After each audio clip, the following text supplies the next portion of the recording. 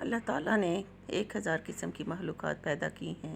حضرت جابر بن عبداللہ رضی اللہ فرماتے ہیں کہ حضرت عمر رضی اللہ کے زمانہ خلافت میں ایک سال ٹڈیاں کم ہو گئیں۔ حضرت عمر نے ٹڈیوں کے بارے میں بہت پوچھا لیکن کہیں سے کوئی خبر نہ ملی۔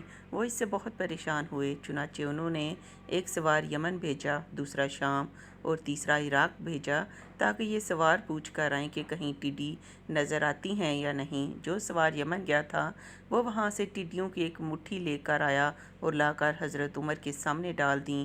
حضرت عمر نے جب ٹڈیوں کو دیکھا تو 3 دفعہ اللہ اکبر کہا، پھر فرمایا، میں نے رسول اللہ کو یہ فرماتے ہوئے سنا ہے کہ اللہ تعالیٰ نے 1000 مخلوق پیدا کی ہے، 600 سمندر میں اور 400 خشکی میں، اور ان میں سے سب سے پہلے ٹڈی ختم ہوگی۔